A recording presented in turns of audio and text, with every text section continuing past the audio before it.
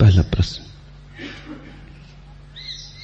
अकारण जीने की कला का सूत्र क्या है? कृपा करके कहें।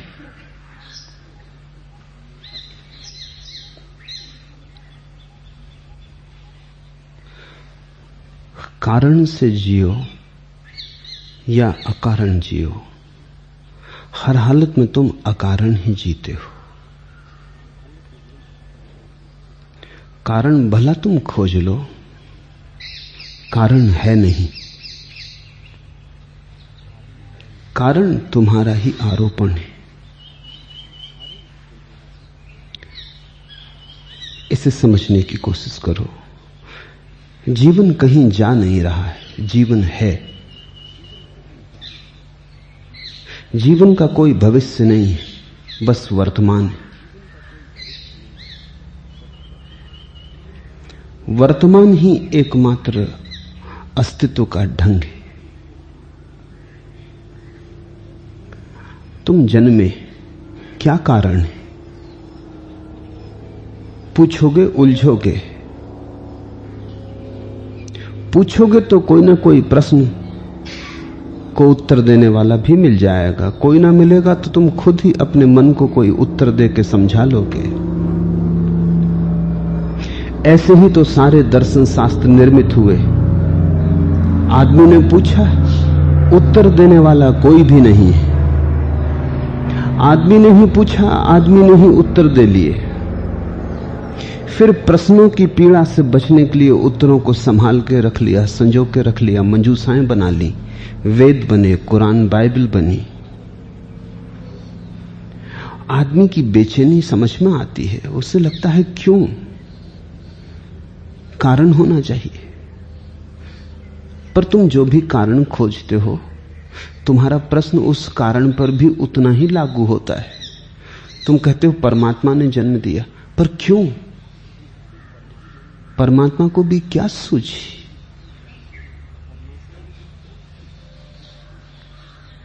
क्या अर्थ है? न देता तो हर्ज क्या था?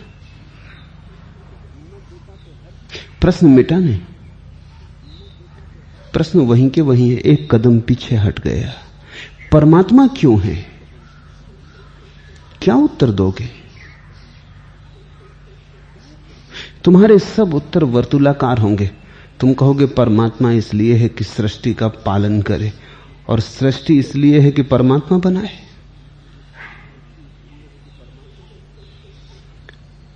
इन उत्तरों से तुम किसे धोखा दे रहे हो? जैसे अंधेरी रात में, अंधेरी गली में आदमी गुनगुनाने लगता है गीत। गीत गुनगुनाने से कुछ भय मिटता नहीं, लेकिन अपनी ही आवाज सुन के ऐसा लगता है कोई साथ है। लोग सीटी बजाने लगते। सीटी बजाने से किसी का साथ नहीं हो जाता, लेकिन अकेलेपन का भय दब जाता है। मरघट से कभी गुजरे हो अंधेरी रात में? नास्तिक भी मंत्र गुनगुनाने लगता है। कोई मंत्र भूत प्रेतों से रक्षा नहीं करते। पहली तो बात, भूत प्रेत है नहीं जिनसे रक्षा करनी हो। भूत प्रेत तुम गढ़ते हो, फिर मंत्रों से रक्षा करते हो। पहले बीमारी खड़ी करते हो, फिर औषधि खोजते हो। फिर एक औषधि काम न करे तो दूसरी औषधि खोजते हो। यही तो दर्शन शास्त्र की सारी भ्रमणा है, विडंबना है। तुम सोचते हो प्रश्न बन गया तो उत्तर होना ही चाहिए। आदमी प्रश्न बना लेता है तो सोचता है कहीं ना कहीं उत्तर भी होगा। जब प्रश्न है तो उत्तर भी होगा। प्रश्न तो तुम कोई भी बना सकते हो। तुम पूछ सकते हो हरे रंग की गंध क्या है? प्रश्न में कोई भूल चूक नहीं, भाषा ठीक है। कोई तर्कशास्त्री नहीं कह सकता कि प्रश्न में कुछ गलती। हरे रंग की गंध क्या है? हरे रंग से गंध का क्या लेना देना? मगर तुमने एक प्रश्न बना लिया, अब तुम उत्तर की तलाश पे चल पड़े। छोटे बच्चों को देखो, छोटे बच्चे जो प्रश्न पूछते हैं वही बड़े बूढ़े भी पूछते हैं। सिर्फ प्रश्नों का संयोजन बदल जाता है। छोटे बच्चे पूछते हैं वृक्ष हरे क्यों हैं, क्या करोगे? D.H. लॉरेंस घूमता था बगीचे में, एक बहुत महत्वपूर्ण व्यक्ति, छोटा बच्चा साथ था, उसने पूछा कि मुझे ये बताओ वृक्ष हरे क्यों? D.H. लॉरेंस ने उस बच्चे की तरफ देखा, वृक्षों की तरफ देखा, अपनी तरफ देखा और बोला हरे हैं क्योंकि हरे हैं। वो बच्चा राजी हो गया, उत्तर मिल गया। पर यह कोई उत्तर हुआ? पहले तुम प्रश्न बना के सोचते हो, बन गया प्रश्न तो उत्तर होना चाहिए। फिर प्रश्न काटता है, बेचैन करता है, प्रश्न खुजली पैदा करता है। जब तक खुजला ना लो चैन नहीं मिलता। फिर कोई उत्तर चाहिए, तो कहीं ना कहीं तुम किसी न किसी उत्तर पर राजी हो जाओगे। सभी लोग किन्हीं उत्तरों पर राजी हो गए, कोई हिंदू, कोई मुसलमान, कोई ईसाई, कोई बौद्ध। इससे तुम ये मत समझना कि इन्हें उत्तर मिल गए हैं, इससे सिर्फ इतना पता चलता है कि थक गए हैं अपनी बेचैनी से। अन्यथा प्रश्न वहीं के वहीं खड़े। प्रश्न तो दर्शन शास्त्र एक भी हल नहीं कर पाया। तुम अकारण हो। तुम्हारा जन्म क्यों हुआ? कोई उत्तर नहीं। अकारण होने को स्वीकार करने में अड़चन क्या है? कहीं तो स्वीकार करना ही पड़ेगा, तो यहीं स्वीकार कर लेने में क्या अड़चन है?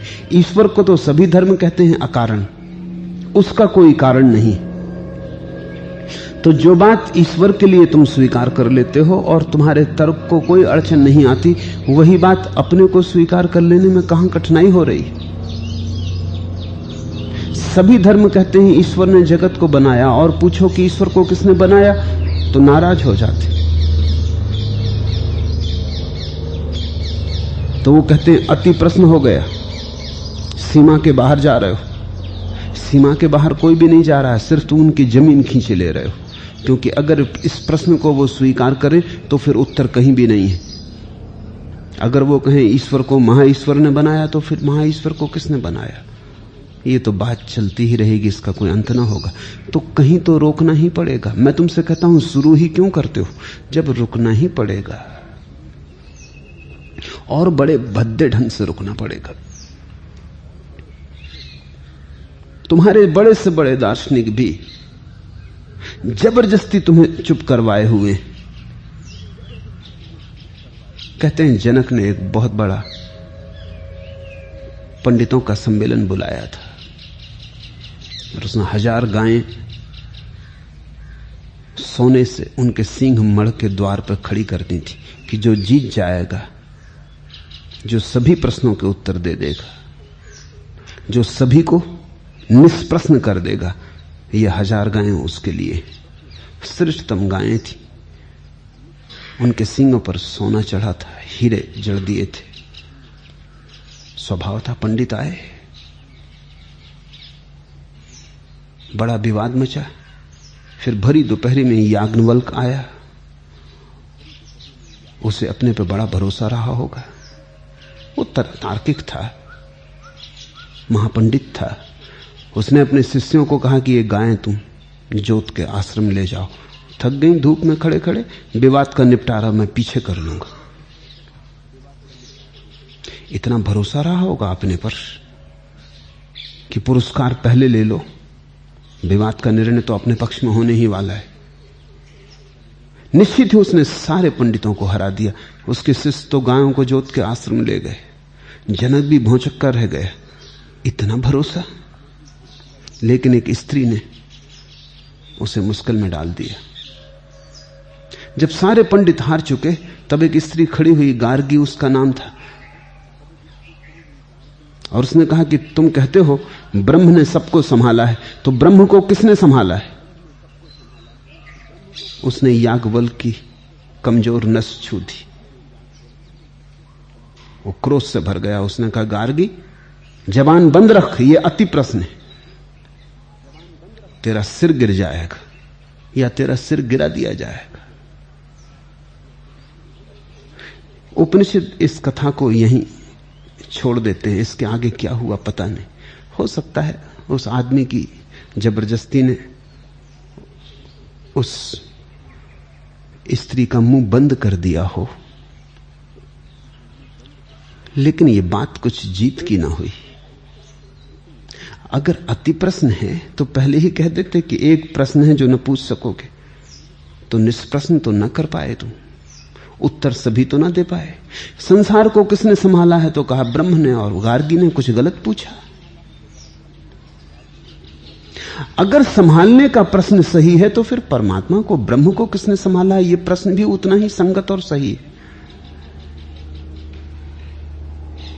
गौएं ले जानी थी एक बात, सोने पे नजर थी एक बात, लेकिन ये तो अभद्रता हो गई।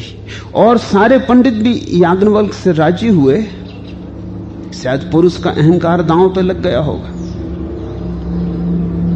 गार्गी अकेली थी, स्त्री थी। कहते हैं उसके बाद ही स्त्रियों को वेद का अध्ययन करने की मनाही कर दी गई।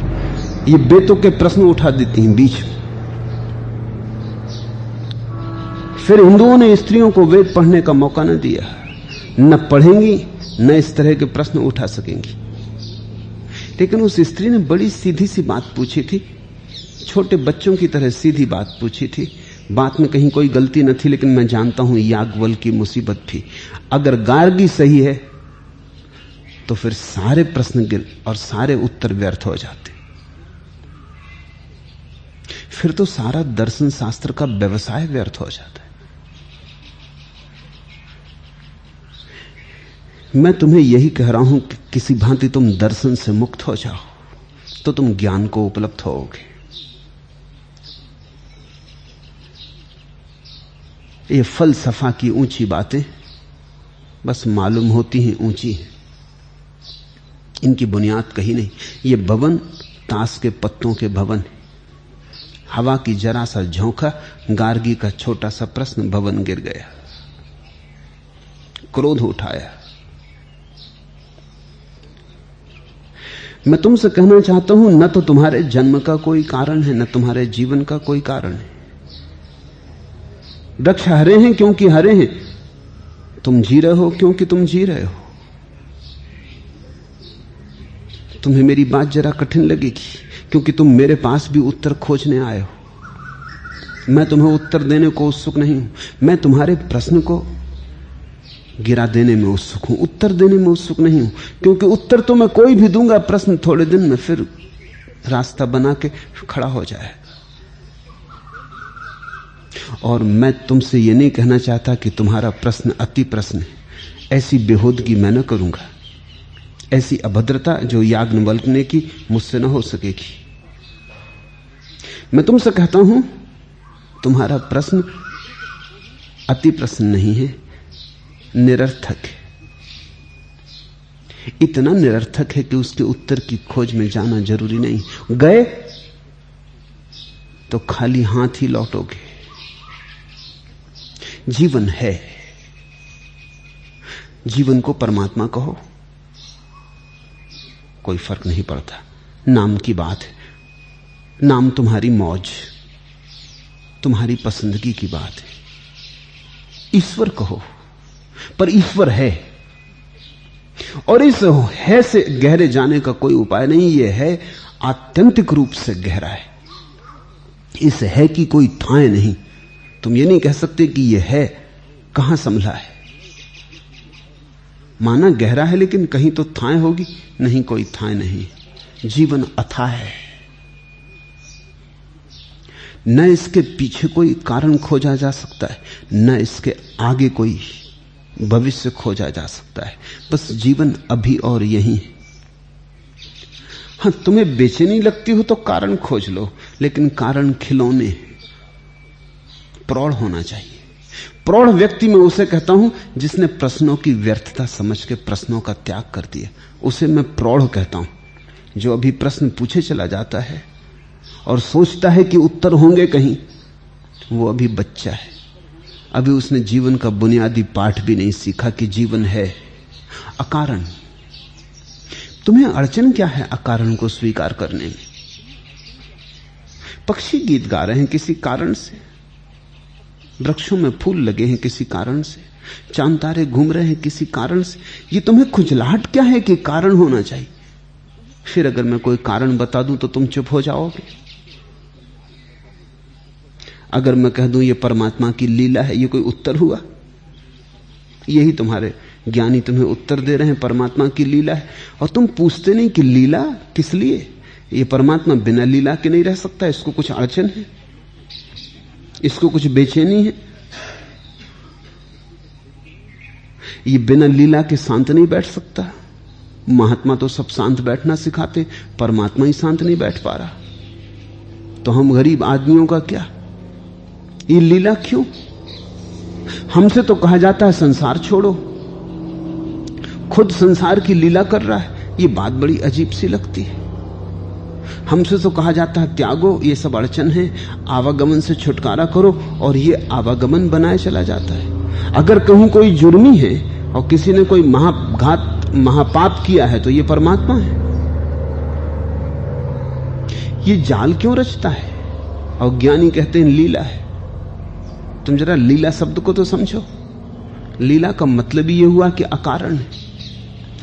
लीला कहने का मतलब ये हुआ कि ज्ञानियों के पास कोई उत्तर नहीं है, वो कह रहे हैं क्षमा करो, अब मत पूछो। ये सब लीला है।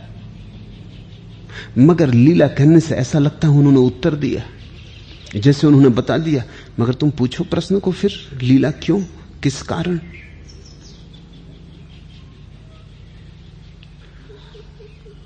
आदमी दुख भोगता है तो पूछता है किस कारण। ज्ञानी, तथाकथित ज्ञानी, क्योंकि मैं नहीं मानता कि कोई ज्ञानी ऐसे कारण बताएगा जो नहीं, तो ज्ञानी कहते हैं पिछले जन्म में पाप किया होगा। अब बड़ा मजा है, तुम राजी हो जाते हो। यहां दुख समझाए में नहीं आता था, समझने में नहीं आता था क्यों दुख भोग रहा हूं। किसी को सताया नहीं, किसी को मारा नहीं, पीटा नहीं, दुख क्यों भोग रहा हूं? ज्ञानी कहते हैं पिछले जन्म में बुरे कर्म किए होंगे। तुम राजी हो गए। तुम ये नहीं पूछते कि पिछले जन्म में बुरे कर्म क्यों किए होंगे। तो ज्ञानी और पिछले जन्म में ले जाएंगे, लेकिन कहां तक ले जाएंगे? तुम चलते ही चलो पूछते।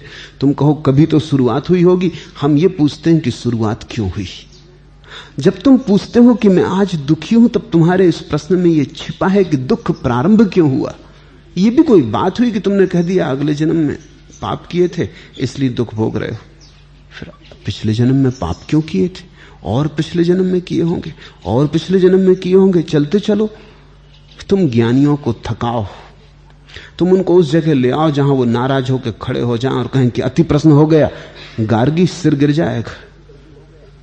और मैं तुमसे कहता हूं हर ज्ञानी को तुम इस जगह पर ले आओगे जहां याज्ञवल्क्य आ गया, वहां दूसरे ज्ञानी न टिकेंगे। तुम जरा पूछते चलो।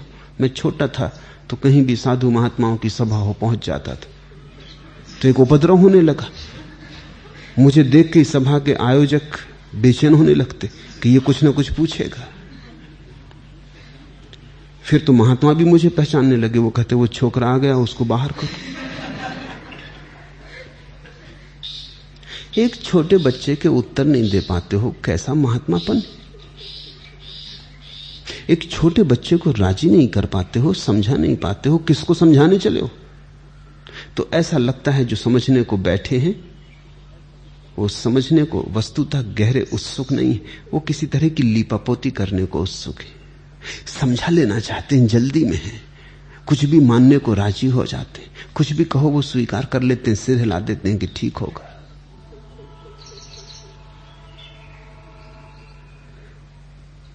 तुम जरा अपनी इस वृत्ति को ठीक से समझो, जरा फिर से आंख खोल के देखो। ये कारण को पूछो मत,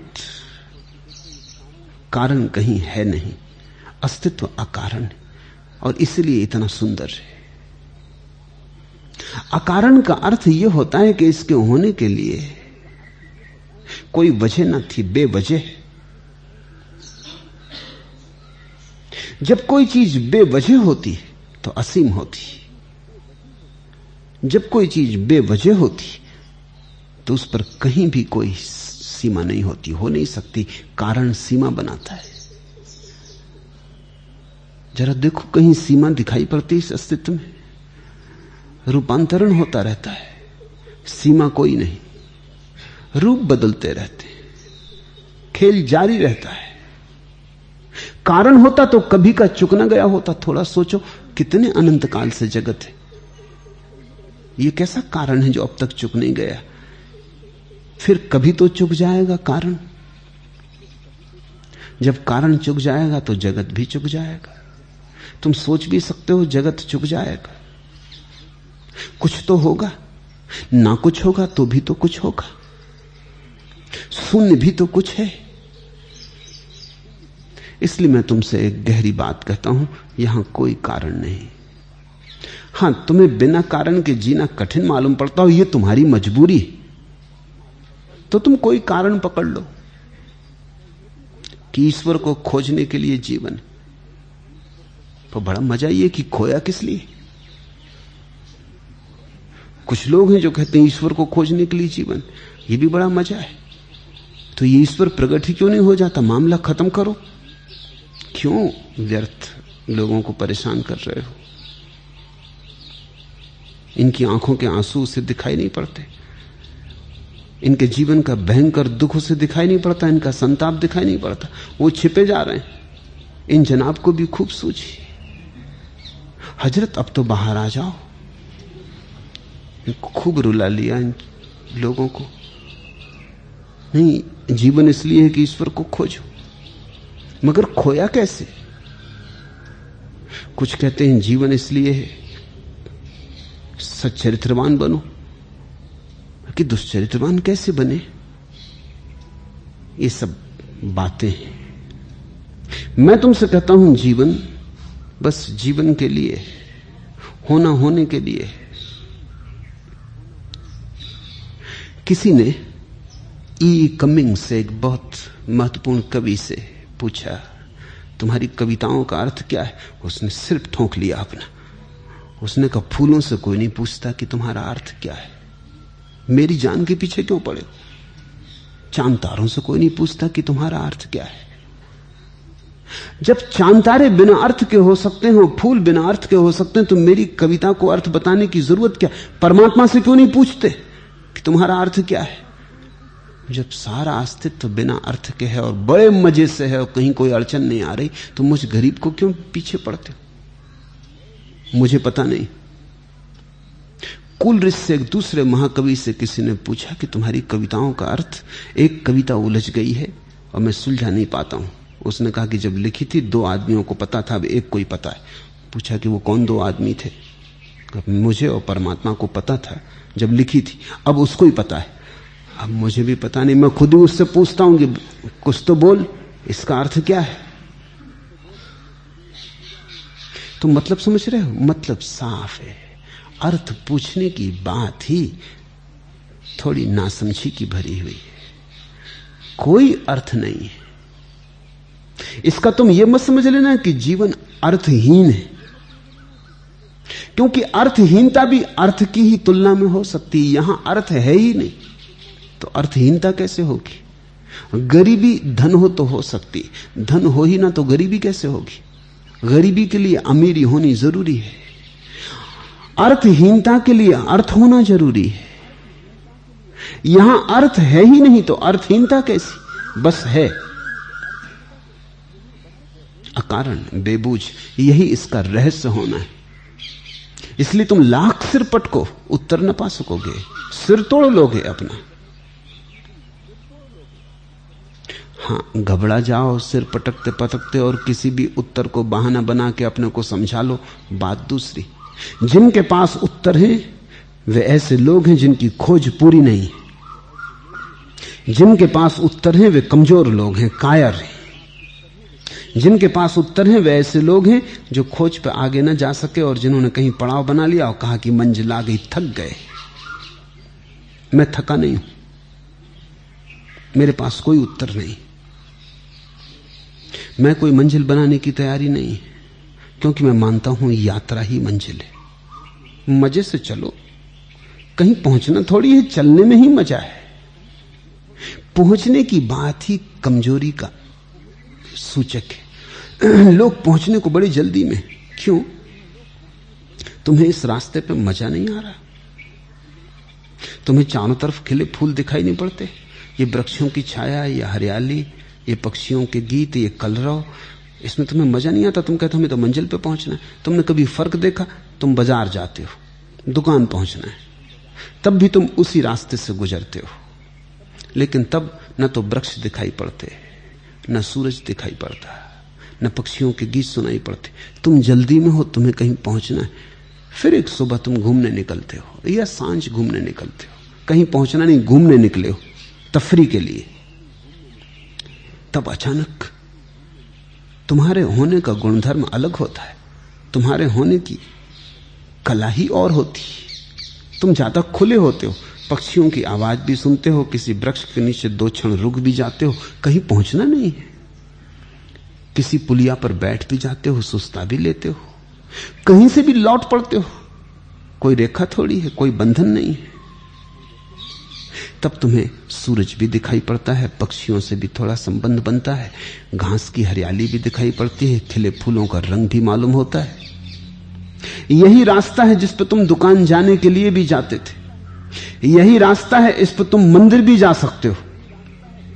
लेकिन मंदिर जाओ कि दुकान जाओ, बाजार जाओ कि प्रार्थना गृह में जाओ, अगर तुम कहीं जा रहे हो तो यात्रा से चूक जाते हो, नजर तुम्हारी कहीं और लगी है, यहां नहीं हो सकते, कहीं और हो, अनुपस्थित हो। और इस अनुपस्थिति को ही मैं अधर्म कहता हूं, यही मूर्छा है। होश का अर्थ है अभी और यहां। एक गीत तुमसे कहूं, यह समय दोबारा लौट नहीं आएगा, भरना है तो तुम मांग मिलन की अभी भरो। जब तक श्यामा के मौन महल का स्वप्न द्वार खटकाए आ राजा दिन के कोलाहल का, तब तक उठ गागर में उंडेल लो गंगा जल। आंगन छाए इस बिना बुलाए बादल का, है बड़ा निठुर निर्दयी समय का सौदागर। रखता है नहीं उधार फूल मुट्ठी भर भी, पुरवाई ऐसे फिर न झूम कर गाएगी। हरना है तो तुम दाह जलन की अभी हरो, यह समय दोबारा लौट नहीं आएगा। भरना है तो तुम मांग मिलन की अभी भरो। अगर विवाह रचाना हो तो अभी, प्रेम करना हो अभी, गीत गाना हो अभी, नाचना हो अभी, प्रार्थना पूजा अभी। अगर जीना हो तो अभी, मरना हो तो कल भी हो सकता है। मरने को कल पे टाला जा सकता है। कोई अभी मरता है, लोग सभी कल मरते। अभी तो जीना है, अभी तो जीवन है। जब मैं तुमसे कहता हूं अकारण जियो, तो मैं कहता हूं लक्ष्य मत बनाओ, क्योंकि लक्ष्य बनाया कि तुमने तैरना शुरू किया, तैरे कि तुम धार से लड़े। जब मैं कहता हूं अकारण जियो, तो मैं कहता हूं बहो, धार से लड़ो मत, धार को दुश्मन मत बनाओ, दोस्ती साधो, धार पर सवार हो जाओ, धार के साथ बहो। धार जहां ले जाए चलो, अपना कोई अलग से व्यक्तिगत लक्ष्य निर्धारित मत करो। नियति बूंद की क्या होगी, सागर की कुछ, बूंद को प्रयोजन क्या। और मैं तुमसे कहता हूं सागर की भी नहीं, क्योंकि सागर भी बूंदों का जोड़ है। जब बूंद की ही नहीं तो सागर की भी क्या होगी। सागर का गर्जन तर्जन सुनो, अभी है। तुम इस गहरी अभी को पहचानो, ये क्षण जो अभी मौजूद है, इस पर तुम डुबकी लो। जब तक उठ गागर में उंडेल लो गंगा जल, आंगन छाए इस बिना बुलाए बादल का। ये तुमने बुलाया भी ना था, बिना बुलाया आया। ये जीवन तुमने मांगा भी ना था, बिना मांगा मिला है। ये प्रसाद है, इसकी तुमने कोई कमाई भी ना की थी, ये तुम्हें यूं ही मिला है। धन्यवाद दो। कारण पूछते हो, सौभाग्य अनुभव करो। और तुम पर कोई कारण का बंधन नहीं है, लेकिन अहंकार कारण चाहता है। अहंकार कहता है अगर कारण नहीं तो फिर मैं कैसे होऊंगा? मैं हो ही सकता है कारण के आधार पर। अहंकार कहता है ये ना चलेगा, तैरूंगा। अगर बहूंगा तो मैं तो गया। तुम जरा सोचो, नदी की धार में बह चले, जहां धार ले चली वहीं चले। धार डुबाए तो ठीक, धार बचाए तो ठीक, तो फिर तुम्हारा अहंकार कहां रहेगा? अहंकार कहेगा क्या नामर्दगी करते हो, लड़ो, धार से उल्टे बहो, मजा लो लड़ने का। धार से हारे जा रहे हो, विजय करनी है, संघर्ष करना है, जूझना है। डायलान थॉमस का एक गीत है, अपनी पिता की मृत्यु पर लिखा है। उसमें लिखा है बिना जूझे मत मरो, जूझो, लड़ो। ये जो अंधेरी रात आ रही है, बिना जूझे मत, समर्पण करो, लड़ो। पिता मर रहा है। ये आधुनिक आदमी का दृष्टिकोण है, या कहो पाश्चात्य दृष्टिकोण है। वही आधुनिक आदमी का दृष्टिकोण हो गया। लड़ो मौत से भी, ऐसे ही मत समर्पण करो। अंधेरी रात आती है तो जूझो, ऐसे ही मत छोड़ दो, आखिरी टक्कर दो। और यही कर रहा है आदमी, जीवन भर लड़ता है, मरने लगता है तो भी लड़ता है। जीवन भी कुरूप हो जाता है, मृत्यु भी कुरूप हो जाती। मैं तुमसे कहता हूं लड़ो मत, बहो।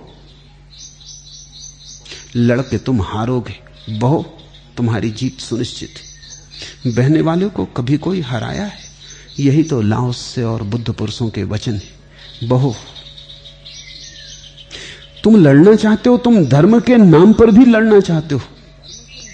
तुमने जिन धर्म के नाम पर जिनकी पूजा की है, अब तक अगर गौर से देखोगे तो लड़ने वालों की पूजा की है, बहने वालों की नहीं। क्योंकि वहां भी अहंकार को ही तुम सिंहासन पर रखते हो। कोई उपवास कर रहा है, तुम कहते हो आहा, महासंत का दर्शन हुआ। कोई धूप में तप रहा है, तुम झुके, फिर तुमसे नहीं रुका जाता, फिर चरण छुए तुमसे नहीं रुका जाता। धूप में तप रहा है। यही तुम भी चाहते हो कि तुम भी कर सकते। तुम जरा कमजोर हो, लेकिन सोचते हो कभी ना कभी समय आएगा जब तुम भी टक्कर दोगे अस्तित्व को। बहते आदमी के तुम चरण छू के प्रणाम करोगे? धूप से हटके वृक्ष की छाया में शांति से बैठा हो, उसे तुम नमस्कार करोगे? कांटों पे सोया आदमी नमस्कार का पात्र हो जाता मालूम पड़ता है। यही तुम्हारी भी आकांक्षा है। तुम कहते हो तुम जरा आगे हो, तुम हमसे जरा आगे पहुंच गए, तुमने वो कर लिया जो हम करना चाहते थे, कम से कम हमारा नमस्कार स्वीकार करो। हम भी यही आकांक्षा लिए जीते, टक्कर देनी है। टक्कर से अहंकार बढ़ता है। मैं हूं अगर लड़ता हूं, अगर नहीं लड़ता हूं मैं गया। और मैं तुमसे कहता हूं धर्म का आधार सूत्र है समर्पण। इसलिए तुमसे मैं कहता हूं कोई कारण नहीं। तुम्हें मैं बड़ी अड़चन में डाल रहा हूं। बड़ा सुगम होता तुम्हें मैं कह देता ये रहा कारण, ये रहा नक्शा, ये है पहुंचने का रास्ता, लड़ो। व्रत, उपवास, नियम। तुम कहते बिल्कुल ठीक, चाहे तुम लड़ते न चढ़ते न लड़ते, नक्शा संभाल के छाती से रख लेते, कभी जब आएगा अवसर लड़ लेंगे। मैं तुमसे कहता हूं कहीं कुछ लड़ने को नहीं, जीवन को मित्र जानो। जीवन मित्र है, तुम उसी से आए, किससे लड़ रहे हो? तुम उसी में जन्मे, किससे लड़ रहे हो? तुम मछली हो इस सागर की, ये सागर तुम्हारा है, तुम इस सागर के हो। तुम ये फासले छोड़ो, दूरी छोड़ो, लड़ने वाली बात छोड़ो, तुम इस सागर में जियो आनंद से, अहोभाव से। कहीं पहुंचना नहीं, तुम जहां हो वहीं जागना है।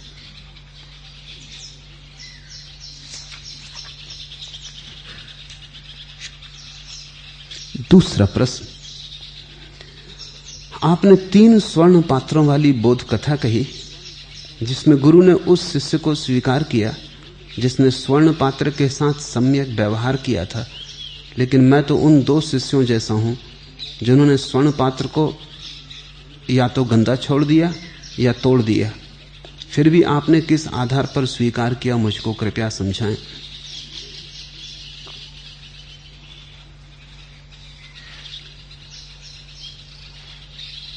मैं यदि उस फकीर की जगह होता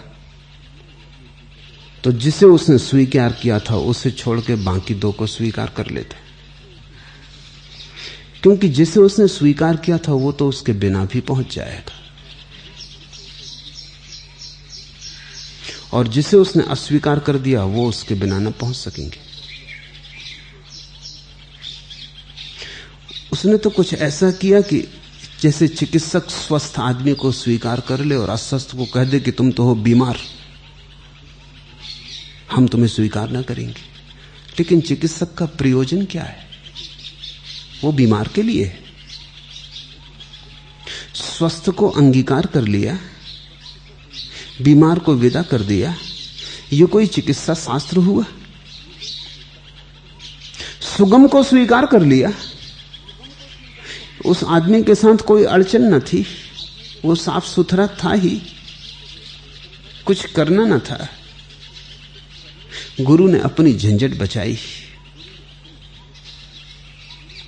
गुरु ने अपना दृष्टिकोण जाहिर किया कि मैं झंझट में नहीं पड़ना चाहता, मैं कोई झंझट बचाने को उत्सुक नहीं हूं। झंझट आती हो तो मैं बहता हूं, स्वीकार करता हूं। जब झंझट खुद ही आ रही तो मैं इनकार करने वाला कौन? बड़े झंझटी लोग आ जाते हैं सन्यास लेने, मैं कहता हूं लो, तुम्हें कोई और देगा भी नहीं।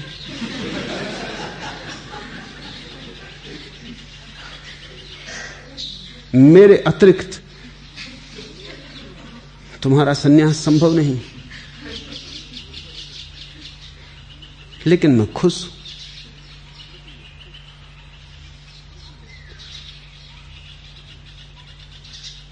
क्योंकि यही तो मजा है। उस गुरु ने तो ऐसा किया जैसे कोई मोम की मूर्ति बनाता हो।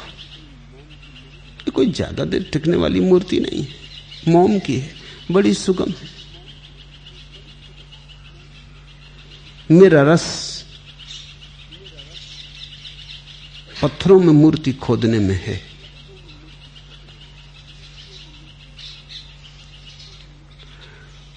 जो अपने से ही पहुंच जाएंगे उनको साथ देने का क्या प्रयोजन है?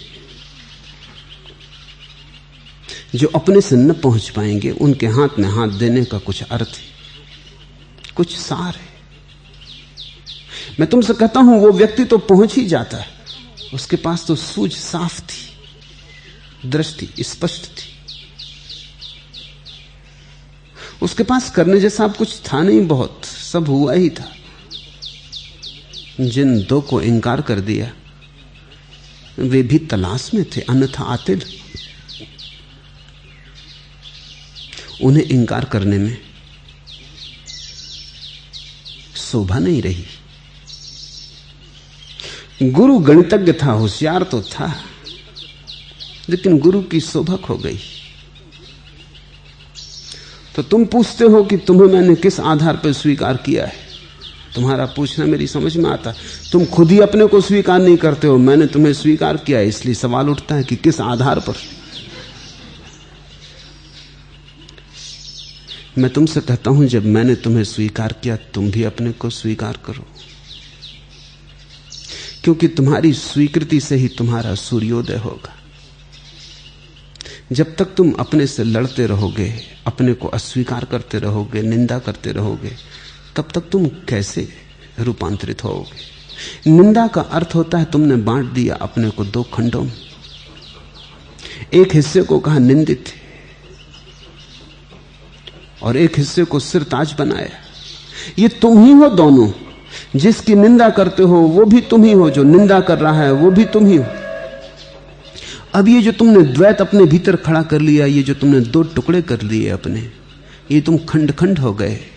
अब तुम्हारे जीवन का सारा संगीत न खो जाए तो और क्या हो। तो मेरी पहली शिक्षा यह है कि तुम ये खंड समाप्त करो, निंदा छोड़ो।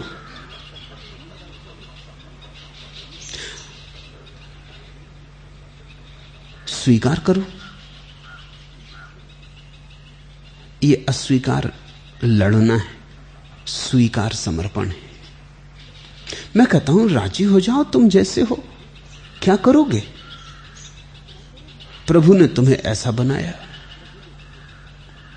तुम जब अपनी निंदा कर रहे हो तब तुम समस्त की भी निंदा कर रहे हो। तुम कह रहे हो कि ये मुझे ऐसा क्यों बनाया। तुम्हारी शिकायत ये है कि तुम ये कह रहे हो कि मुझे किसी और ढंग का बनाना था। मुझे बुद्ध क्यों ना बनाया, महावीर क्यों ना बनाया, ये मुझे तुमने क्या बना दिया। किससे शिकायत कर रहे हो? वहां कोई भी नहीं जो तुम्हारी शिकायत सुने।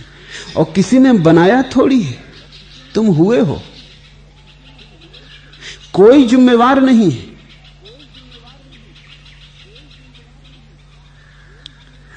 और परमात्मा ने तुम्हें अपने से अलग थोड़ी बनाया है।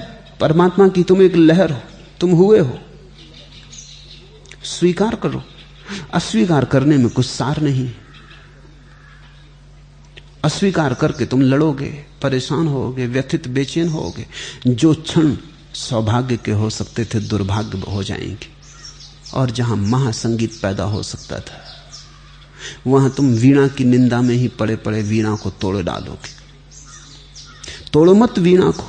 अगर तार थोड़े ढीले हों थोड़े कसो, तार बहुत कसे हों थोड़े ढीले करो। और जो भी तुम हो यही तुम हो, इससे अन्यथा तुम हो नहीं सकते। इसलिए किस बात की चाहना कर रहे हो, किस बात से तुलना कर रहे हो? और मैं तुमसे कहता हूं तुम जैसे हो भले हो। ये अस्तित्व दोहराता नहीं। ये अस्तित्व बड़ा सृजनात्मक है, बड़ा मौलिक है। इसलिए तो राम फिर पैदा नहीं होते, कृष्ण फिर पैदा नहीं होते। एक दफा इस अस्तित्व में जो पैदा हुआ। इसलिए तो हमारे पास एक बड़ा महत्वपूर्ण दृष्टिकोण है, वो ये है कि जो पूरा हो गया वो लौटता नहीं। पूर्ण पुरुष सदा के लिए खो जाता है। इसका क्या अर्थ हुआ? इसका अर्थ हुआ कि अब उसको लौटने की कोई जरूरत भी ना रही। दोहरने का तो सवाल ही नहीं। ये अस्तित्व हर लहर को नया नया ही बनाता है। ये कोई फोर्ड के कारखाने से निकली कारें नहीं है कि लगा दो लाख कारें एक सिलसिले में एक जैसी। ये आदमी है। यहां प्रकृति में कुछ भी दोहरता नहीं। तुम जरा जाओ, एक पत्ता तोड़ लो और ठीक उस जैसा पत्ता तुम सारे पृथ्वी के जंगल छान डालो, न खोज पाओगे। ठीक उस जैसा पत्ता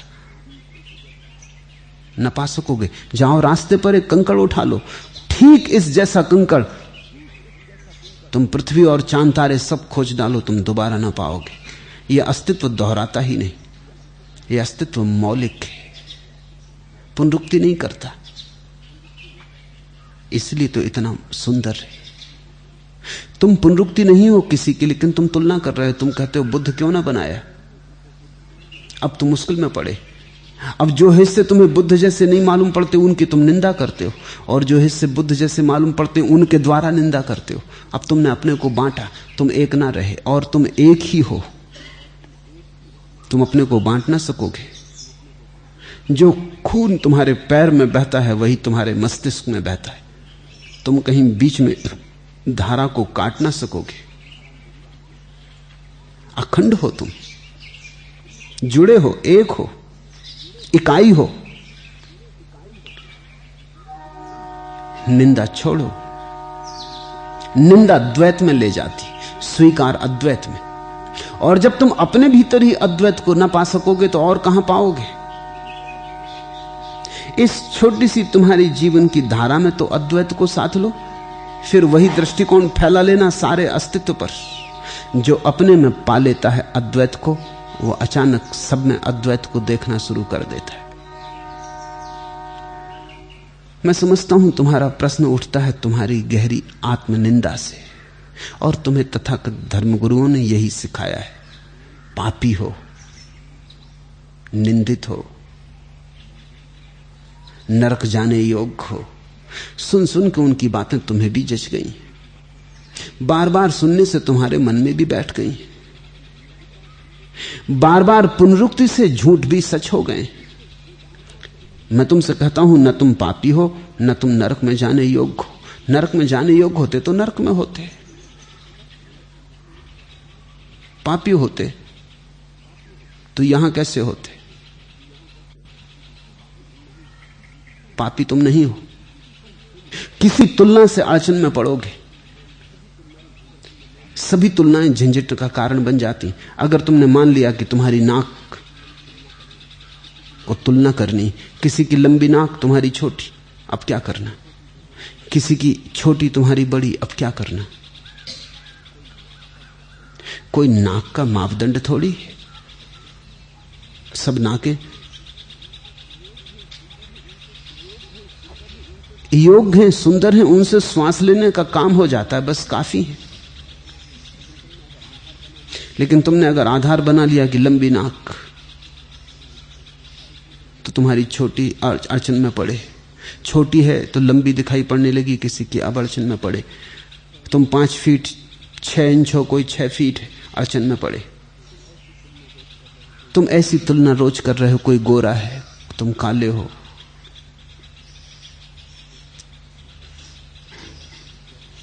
कोई बड़ा प्रतिभाशाली है तुम साधारण, कोई बड़ा पुण्यात्मा है तुम बड़े पापी हो। तुम तुलना में पड़े हो।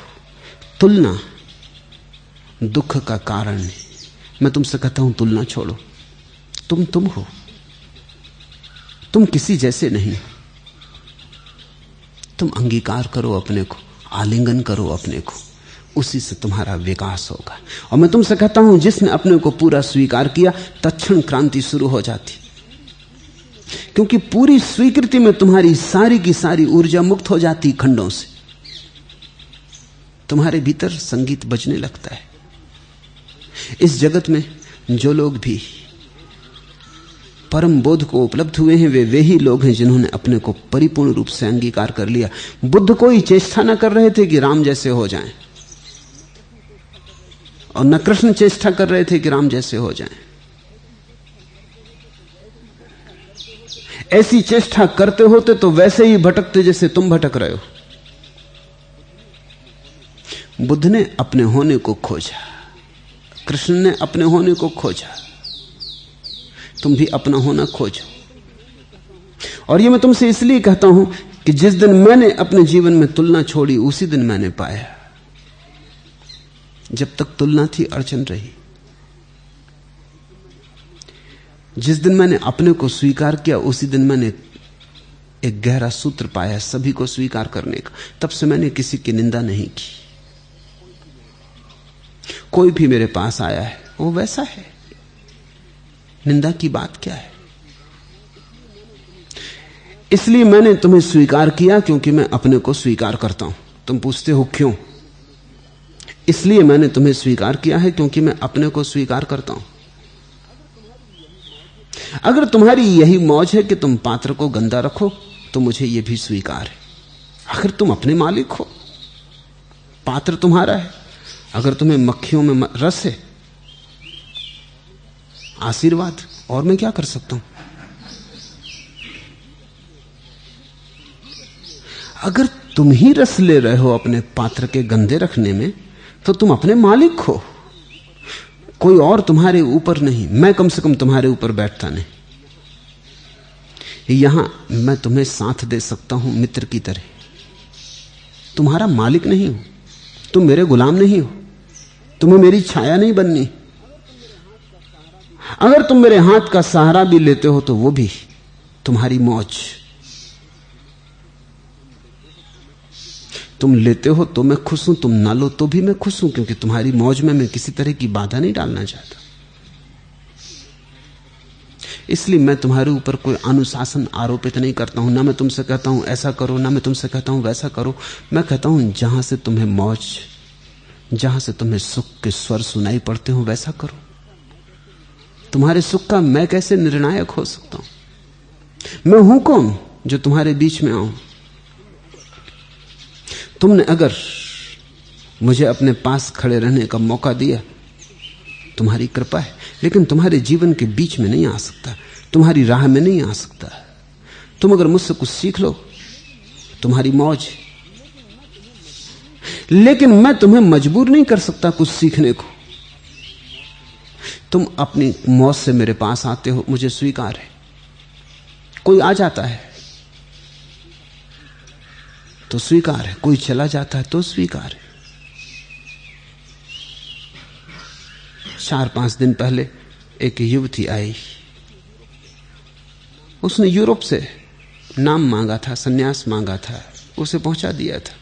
कभी आई नहीं थी, कभी मुझे देखा नहीं था, कोई पहचान न थी। आई, फिर कहने लगी कि मैं तो कुछ बेचैनी अनुभव करती हूं सन्यास में, कुछ बंधा बंधापन मालूम पड़ता है।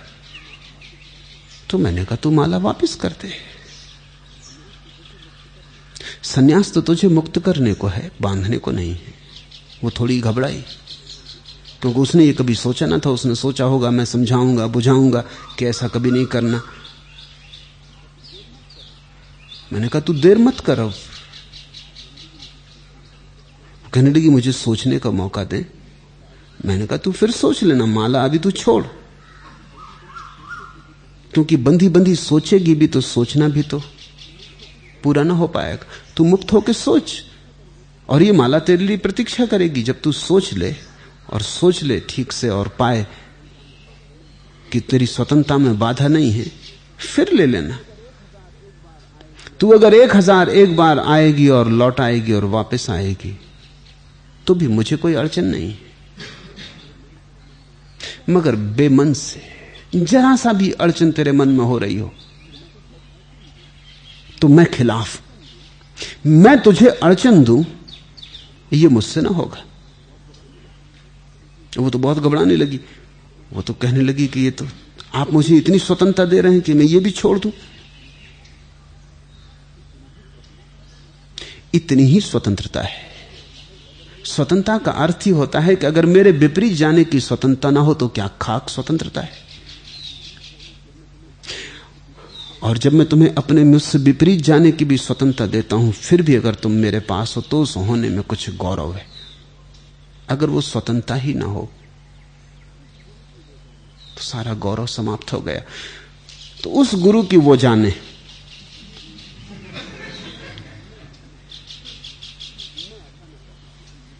मैं ऐसा ना कर पाता। इससे तुम ये मत सोचना कि मैं उसकी निंदा कर रहा हूं। इतना ही कह रहा हूं कि मैं वो हूं, मैं हूं, वो है। उस गुरु की वो जाने, जो उसे ठीक लगा उसने किया, जो उसके स्वभाव के अनुकूल पड़ा उसने किया। कहीं मैं ये नहीं कह रहा हूं कि उसने गलत किया।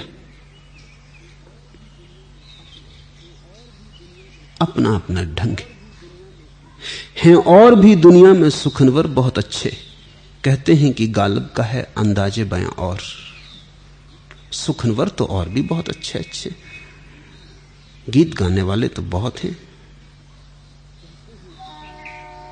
कहते हैं कि गालिब का है अंदाजे बयां, और अपने अपने अंदाज है। तो मैं ये नहीं कह रहा हूं कि उस गुरु की कोई निंदा है मेरे मन में। जो उसने किया उसने किया, जो उससे हो सकता था हुआ। यही उसे स्वाभाविक रहा होगा, यही सहज था। जो मुझे सहज है मैं कर रहा हूं। इस बात को मैं तुम्हें कितने ढंग से कहूं कि मेरे मन में तुलना नहीं है, और तुम्हारे मन में तुलना है, इसलिए बड़ी चूक होती। जब भी मैं कुछ कहता हूं तुम तुलनात्मक ढंग से सोचने लगते हो। जब मैं बुद्ध पे बोलता हूं तो मैं कहता हूं आह, ऐसे वचन तो कभी किसी ने कहे ही नहीं, अब तो मुश्किल में पड़े। क्योंकि यही मैंने महावीर पे बोलते हुए भी कहा था कि ऐसे वचन तो किसी ने कभी कहे ही नहीं, और यही मैंने कृष्ण पर बोलते हुए कहा था। अब तुम मुश्किल में पड़े, अब तुम कहने लगे ये तो विरोधाभास हो गया। अगर कृष्ण ने ऐसे वचन कहे थे कि जो किसी ने ना कहे, तो फिर यही वचन बुद्ध के संबंध में नहीं कहना चाहिए। तुम तुलना कर रहे हो। मैं तुलना नहीं कर रहा हूं। मैं जब बुद्ध के वचनों की बात कर रहा हूं तो बुद्ध के अतिरिक्त तो और कोई मेरे ख्याल में नहीं। जब मैं कहता हूं ऐसे वचन किसी में नहीं कहे, तो मैं सिर्फ बुद्ध के वचनों के आनंद से तरोबोर हूं, डूबा हूं। अभी तुम कृष्ण की बात भी मत उठाना, नहीं तो कृष्ण मुश्किल में पड़ेंगे। अभी तुम महावीर को बीच में ही मत लाना। मैं उनको हटा दूंगा रास्ते से। जब महावीर की मैं बात कर रहा हूं तब मैं उनमें डूबा हूं। तो मेरी बात को समझने की कोशिश करो। जब मैं गौरी शंकर के पास खड़ा हूं तो मैं कहता हूं, आह, ऐसा कोई पर्वत शिखर नहीं। इससे तुम यह मत समझना कि मैं यह कह रहा हूं कि दूसरे पर्वत शिखर इस पर्वत शिखर के सामने फीके। ये मैं कह ही नहीं रहा। मैं इतना ही कह रहा हूं कि यह पर्वत शिखर इतना सुंदर है कि ऐसे पर्वत शिखर हो ही कैसे सकते। यही मैं कंचनजंगा के सामने भी खड़े होकर कहूंगा, क्योंकि होगा गौरी शंकर ऊंचा बहुत। ऊंचाई से कहीं कुछ सब ऊंचाइयां थोड़ी होती, सौंदर्य और भी है। तुम मेरे वक्तव्यों को तुलना मत बनाना। मेरे वक्तव्य आणविक हैं,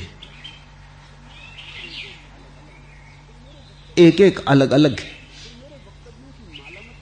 तुम मेरे वक्तव्यों की माला मत बनाना, एक एक मन का अलग अलग है, और एक एक मन का इतना सुंदर है कि मैं अभिभूत हो जाता हूं। तो कल जब इस फकीर की बात कर रहा था तब तुमने सोचा होगा कि फकीर ने बिल्कुल ठीक किया, क्योंकि मैं डूबा था बिल्कुल। मैं फकीर के स्वभाव के साथ लीन हो गया था। आज जब तुमने मेरा सवाल पूछा तो मुझे मेरी याद आई। तो अब मैं तुमसे कहता हूं, हैं और भी दुनिया में सुखनबर बहुत अच्छे। कहते हैं गालिब का है अंदाजे बयां और।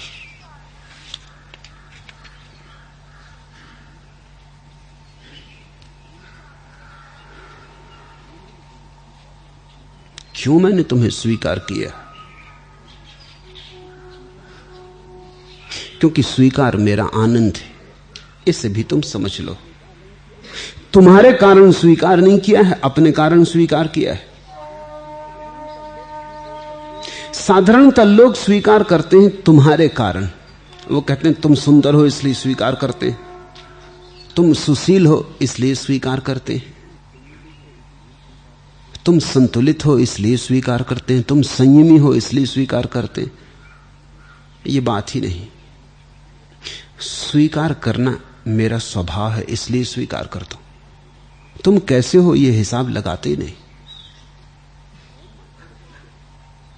कौन माथा पच्ची करे कि तुम कैसे हो?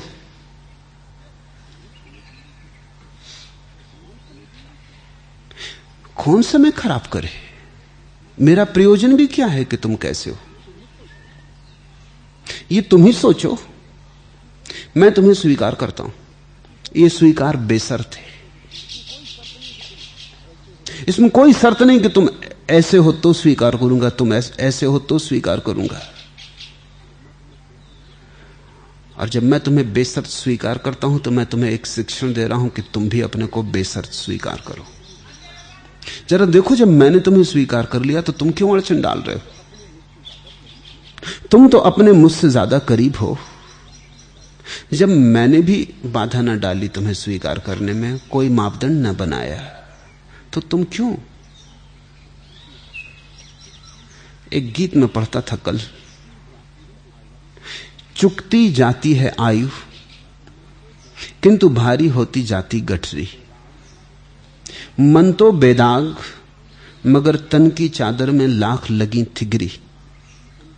धर दी संतों ने तो जैसी की तैसी उम्र चदरिया यह, पर मैं दुर्बल इंसान कहां तक रखूं इसे साफ सुथरी। बचपन ने इसे भिगो डाला, यौवन ने मैला कर डाला। अब जाने कब रंगरेज मिले, चूनर निष्काम कहां पर हो। मैं तो रंगरेज हूं, मुझे बिल्कुल फिक्र नहीं तुम्हारी गंदी है चदरिया कि नहीं है गंदी। रंग देता हूं, ये गेरुआ रंग।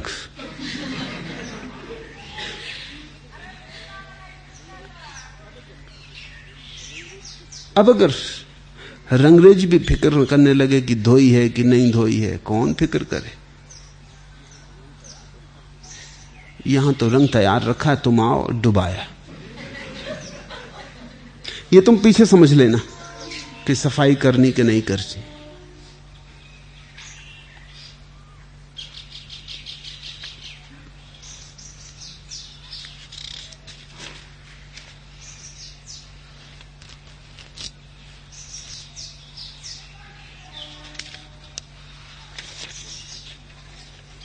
तीसरा प्रश्न, भगवान, शासकीय सेवा में हूं। 4 दिन के विश्राम में यहां आया था बोधि दिवस को। सिर पर हिमालय सब बोझ लिए बुद्धि के सहारे यहां पहुंचा था। प्याला पिया, हिमालय गल गया संताप का, हो गया शांत, भूल गया लौटना। किंतु हिसाब किया बुद्धि ने, घर का क्या होगा, परिवार का क्या होगा। झट से बोल उठा, हृदय खो जा, गोता लगा जा प्री के सागर में। इस तरह जी रहा हूं, मन में बड़ा द्वंद्व है, कृपया मार्गदर्शन करें। ठीक किया,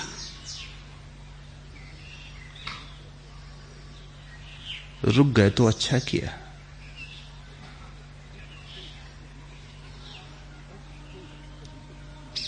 ऐसे क्षण कभी कभी जीवन में आते हैं जब सागर करीब होता है और डुबकी लग सकती है।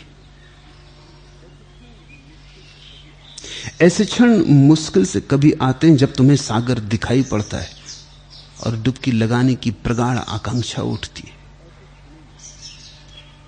ऐसे क्षणों में सब हिसाब किताब छोड़ देना जरूरी है। लेकिन अब डुबकी लग गई, अब घर जा सकते हो। क्योंकि अगर सागर का मोह बन जाए तो ये डुबकी ना हुई, ये फिर नया संसार हुआ।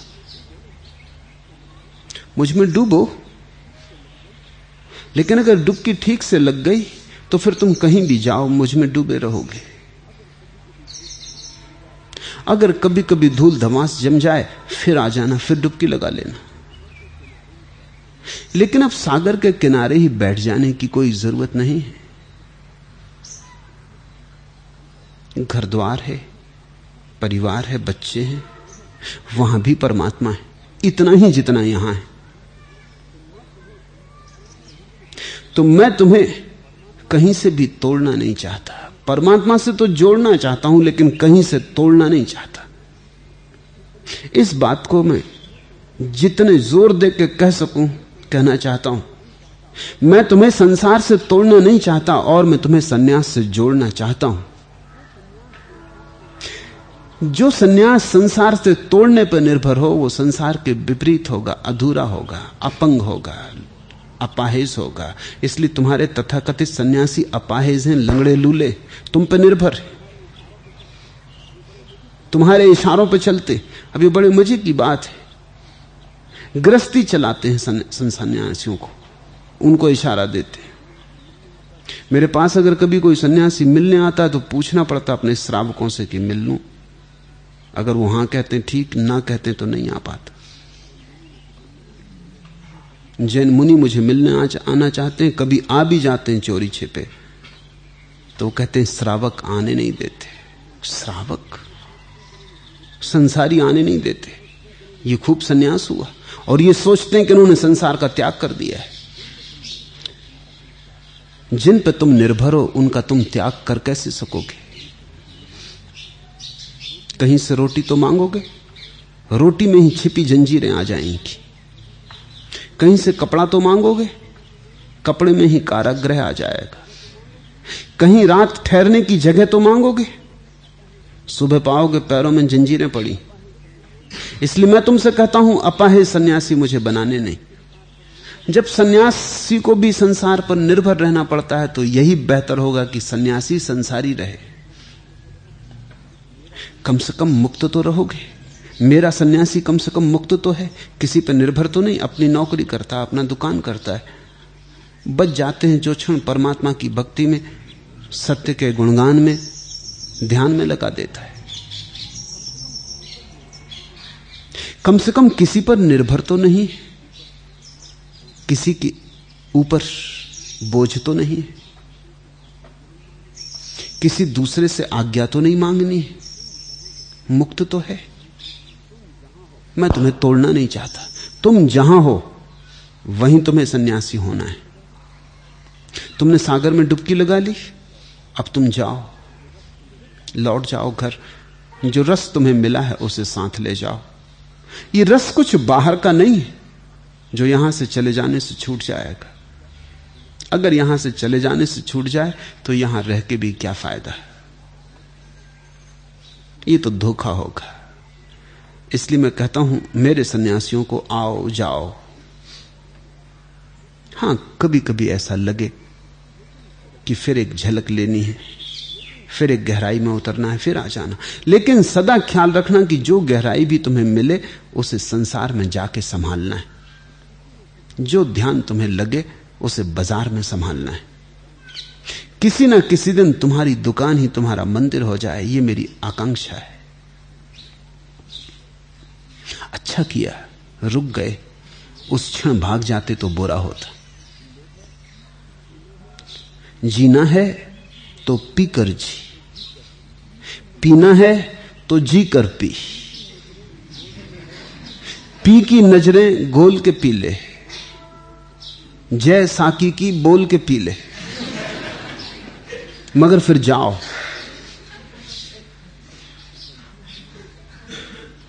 फिर जब वहां समय मिल जाए वहां भी आंख बंद कर लेना और डुबकी लगा लेना। जब ऐसा लगे कि अनुभव थोड़ा हाथ से छूटने लगा, फिर आ जाना, फिर मुझ में स्नान कर लेना। लेकिन आखिरी ख्याल में यही बात रहे कि एक दिन ऐसी घड़ी लानी है कि तुम जहां हो वहीं डुबकी लगा सको, यहां आने की जरूरत न रह जाए। ठीक है, थोड़े समय आना जाना, मुझसे भी मुक्त हो जाना जरूरी है। बीमारी से मुक्त हुए फिर औषधि से बन गए, वो भी बुरा है। बीमारी से मुक्त हुए फिर आहिस्ता आहिस्ता औषधि की मात्रा कम करती जानी, फिर उससे भी मुक्त हो जाना है। तुम जिस दिन परम मुक्त हो, तुम जिस दिन तुम हो, बस उसी दिन काम पूरा हुआ। फिर उस दिन दूसरे तुम्हारे पास आके तुम में डुबकी लगाने लगेंगे। तो मैं तो एक श्रृंखला पैदा करना चाहता हूं। मेरी ज्योति से तुमने अपनी ज्योति जला ली, फिर ठीक है। कभी कभी धीमी पड़ जाए, लौट आना, फिर उकसा लेना, फिर ताजा कर लेना। कभी जोश गिर जाए, उत्साह खो जाए, धुन दूर सुनाई पड़ने लगे, हाथ से धागे छूटते मालूम पड़े, लौट आना। लेकिन धीरे धीरे जब तुम्हारी ज्योति जलने लगे, तुम्हारे घर में उजेला हो, तो यहां आने की कोई जरूरत नहीं, दूसरे तुम्हारे पास आने लगेंगे, फिर उनकी ज्योति जलाना। ज्योत से ज्योत जलाता चल।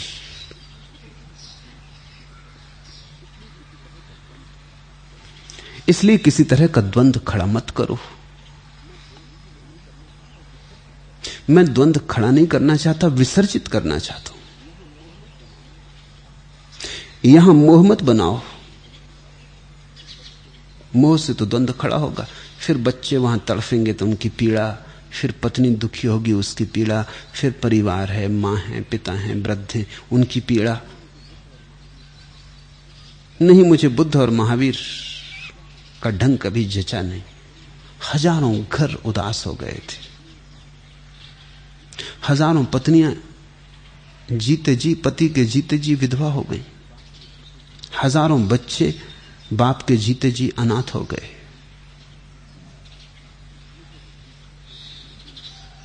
मुझे वो ढंग कभी जचा नहीं, उसमें मुझे कहीं भूल मालूम पड़ती रही है।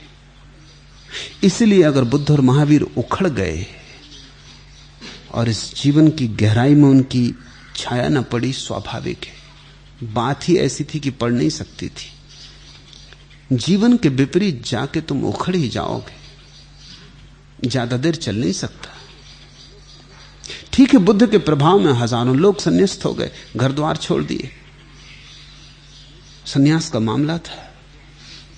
अगर किसी और कारण घर द्वार छोड़ते तो लोग भी निंदा करते, अब धर्म का मामला था, लोग भी निंदा ना कर सके। पत्नियां आंसू पी कर रह गई, रो भी ना सकी, रोने की भी स्वतंत्रता ना थी। ये पति मर जाता तो रो लेती, ये पति चोर हो जाता, बेईमान हो जाता, भाग जाता, भगोड़ा हो जाता तो रो लेती। ये भी उपाय ना बचा, ये संन्यास्त हो गया, घूंट पी के रह गई। बच्चों की आंखों में आंसू सूख के रह गए, हजारों घर परिवार बर्बाद हुए। जहां रौनक थी बेरौनकी आ गई, जहां घर सजे थे वहां खंडहर हो गए। ये ज्यादा दिन चल नहीं सकता था।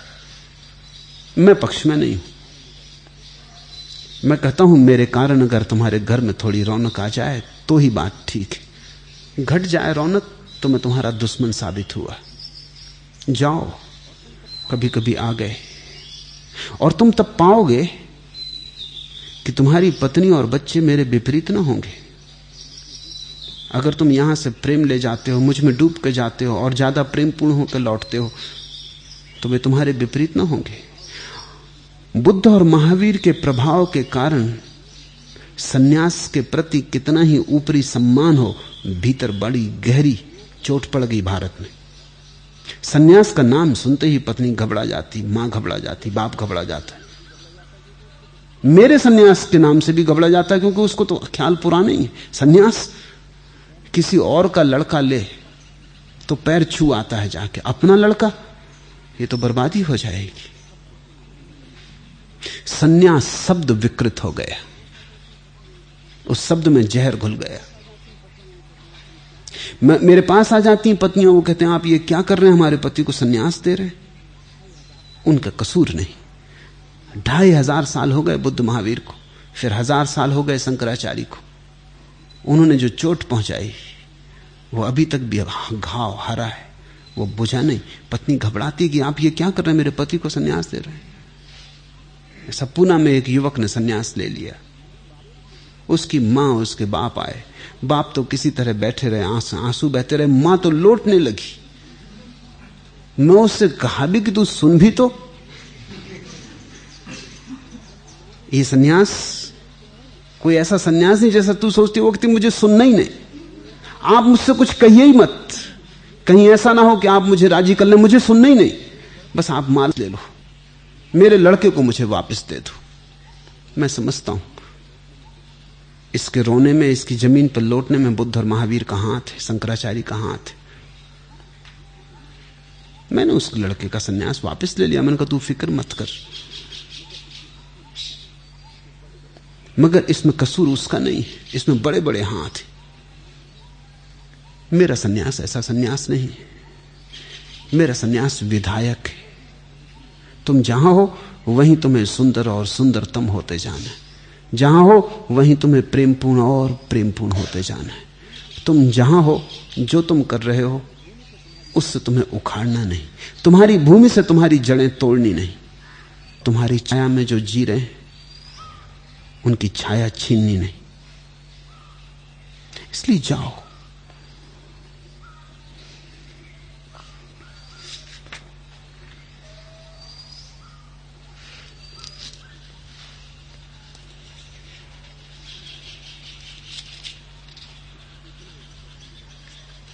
आखिरी प्रश्न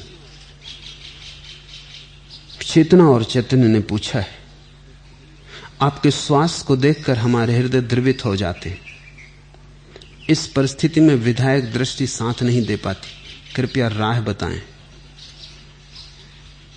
स्वाभाविक है, मुझसे लगाव बनता है तो मेरे शरीर बन जाता है, क्योंकि अभी तुम्हें यह कठिन है मुझ में और मेरे शरीर में फासला करना। कठिन है क्योंकि अभी तुम अपने भीतर भी अपने में और अपने शरीर में फासला नहीं कर पाए हो। जो तुम्हारे भीतर नहीं हुआ है वो तुम मेरे भीतर भी ना कर पाओगे। गणित सीधा साफ है। एक ही उपाय है कि तुम अपने भीतर शरीर में और अपने में फासला करना शुरू करो। मैं बिल्कुल स्वस्थ हूं,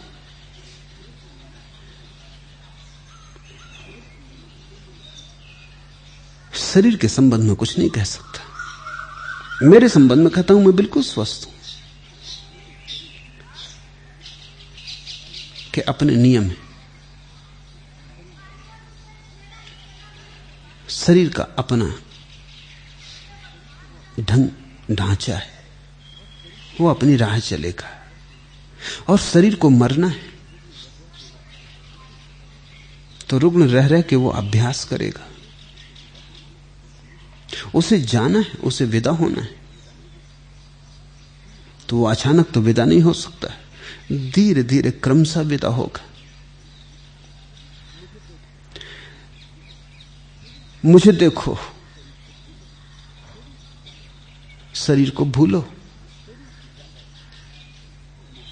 शरीर से ज्यादा उसकी चिंता नहीं है, लेकिन अपने को जगाओ, क्योंकि तुम्हारे मोह बनाने से सिर्फ दुख होगा तुम्हें।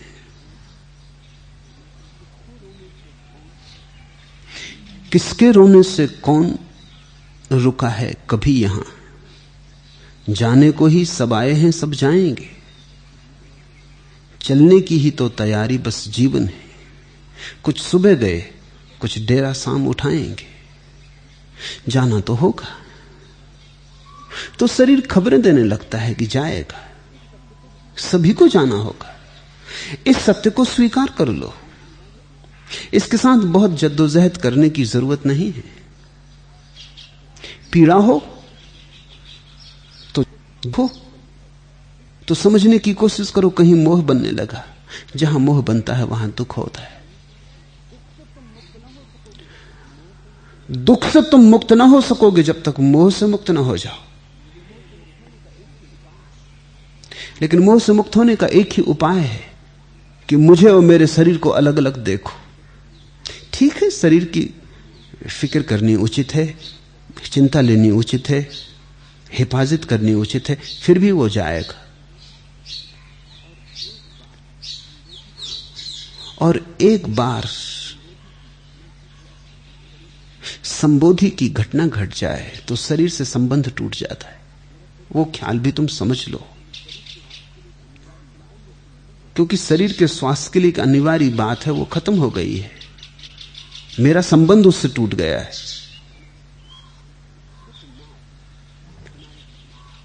जैसे नाव किनारे से बिल्कुल खुल गई है,